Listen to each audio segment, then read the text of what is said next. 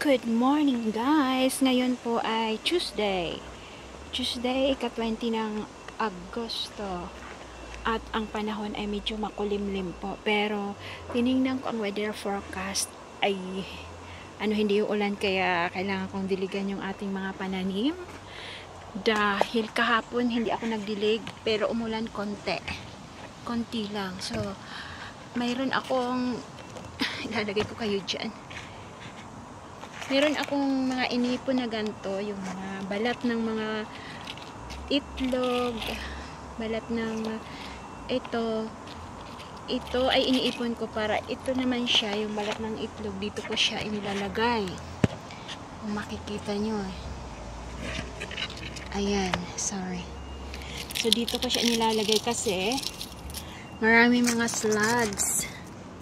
So ito ay mga pananim kong peppers.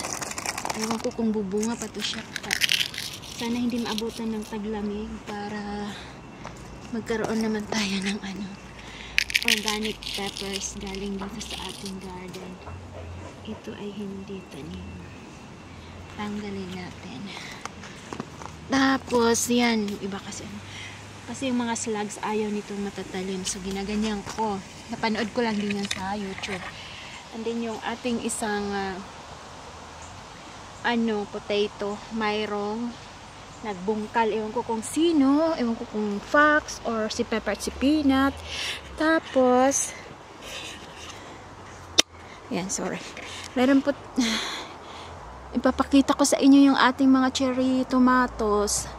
Ang lalaki na, ang dami na ang dami na po. My goodness, hala. Ayan, marami. Sobrang dami.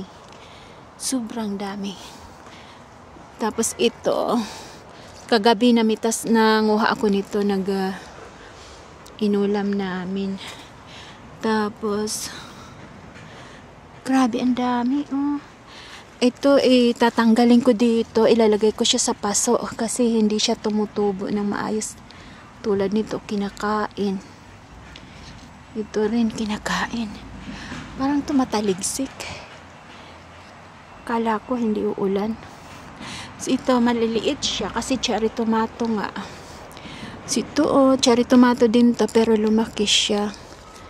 Lumaki siya. Ay, inaanuhan na siya ng ng piece. Kinakapitan siya. Ginaguide ko po yung aking mga pananim para hindi sila mag-away-away. Ayan. Yan kasi na na. Tapos ito rin, hindi ko may bubuyog Yan ang nag-spread ng mga tuwang-tuwa yung bubuyog sa bulaklak. Tapos dito rin parang sabay-sabay ito sila mahihinog. So sabi ko kay David po, kailangan bigyan natin yung mga kapitbahay pag nahinog lahat. Sabay-sabay, kapitbahay, kaibigan. Yan. Tapos ito namumulaklak. Ito yung tinanggal ko doon sa yung doon sa likod ng bahay na na kamatis. 'Di ba pinagtanggal ko yung mga ganto. Kaso malalaki na, kaya itinanim ko dito. Hala, ito. Ano to? Ano ba yan? Yung potato. Tumubo. Ano ba yan? Tapos, ito namumulaklak din. Tapos yan, namumulaklak din. Kasi ang lupa na ito, mataba ito dahil ito ay ginawa kong compost last year. So, mataba to. Ngayon, punta tayo dito. Ito pala ay dito ko itinatapon. Dito. So, makikita nyo dito. Dito lang yan siya. Tapos, pag gusto ng mga ibon na tumuka-tuka dito, pwede sila mga yatot. Ano ba yan? Rat. Bisitahin muna natin ito. Tingnan natin. Yan, nandito. Meron dito, oh, malaki. Malaki siya kasi, ako'y ang laki nito, oh. Kasi, tumutunton sila. Ano ba sila, hala, ito, iba ang shape. So, malalaki yung nandito dahil nakakatubo sila ng husto. Yung ating sunflowers, wala na, oh. Pinutol ko na. Merong maliliit na yung mga humabol. Yan. Tapos, meron dito, dalawa. Tingnan natin ulit. Pabalik-balik nating binibisita. Yung nandito, maliit ito. Hintayin ko lang na medyo matuyo na yung dito. Kasi pag ganyan, ready na yata yan. So, yung doon, may dalawa pala doon. Isa, dalawa. Kala ko isa lang doon. At may isa pa dito. Parang nakikita ko na siya kasi yung ibang dahon na natutuyo. So yan, may mga sunflowers pa, oh. Yan, meron pa pala, oh. Yan. Tapos ito siya, itong isa na itong isa, kasi mahangin eh. Iganyan natin dito. Sandalin natin doon sa isa. Tapos, tingnan natin yung tingnan po natin yung mga nandito. Ayan, madilaw. Nagpitas na ako dito ng 3. Yung una-una kami ang nagulay. Yung maliit, binigay ko sa friend ko. And then yung pwede no. Ready na. Ayan. Oh, malaki na. Malaki. Tapos yung isa, niluto namin sa bahay. Pero ang nagluto yung friend ko nung nagpunta sila. May isa dito. Dami. Tapos yung kamatis pala dito. Marami ding bunga. Ibang grupo ito ng kamatis. Ito ay normal na kamatis. Hindi yung cherry. Hindi siya lumaki masyado. Kasi yung lupa walang gaanong abono. So, at saka hindi ko siya masyadong naalagaan. Basta dinidiligan ko lang. Pero, may mga bunga rin, oh. Tapos yan. Dami, ah. So, meron tayong i-harvest. Pagdating ng araw. Ang ating butternut squash, kalabasa. Ito ay mahahaba ang shape na squash. Ito siya. Parang malusog yung mga dahon pero wala pang bulak. Wala pang bulaklak. Kailangan mo nang mamulaklak kasi magtataglamig na. Ayan. Pati ang ating sayuti.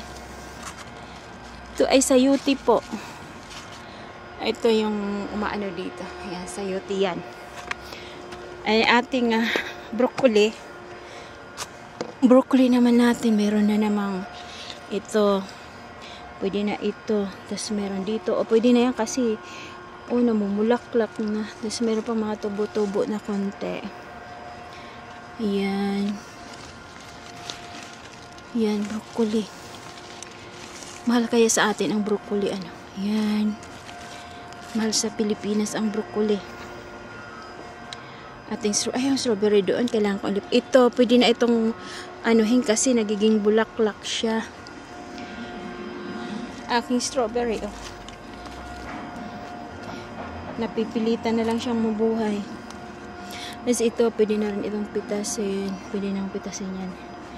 Pitasin ko na yan. Mamaya or bukas.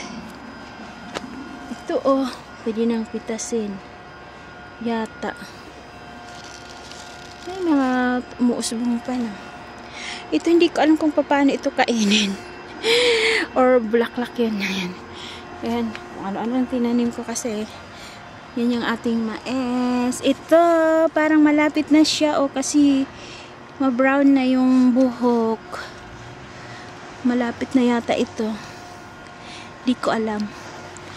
Ito, may isa. Ito, may isa. Ito, may isa kinakain mo ito. Yung isa, hindi na. Ay, may isa. Maliit na bunga. Kahit maliit siya, oh. Oh, buntis. Buntis yata yan.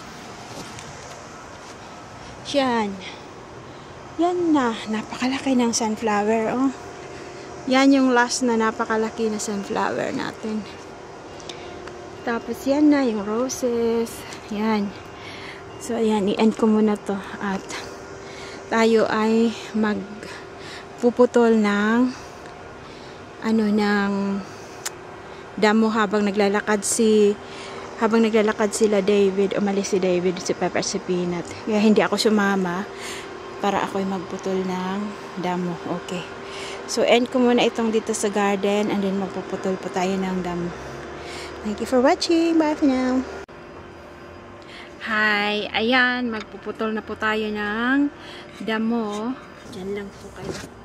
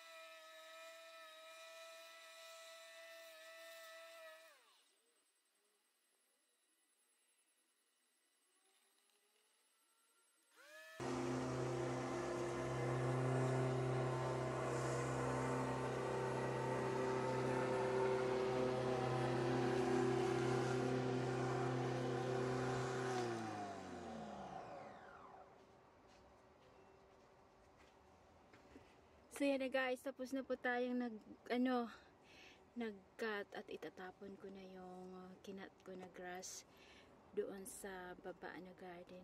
Okay, so see you in a bit. Bye for now. Thank you for watching.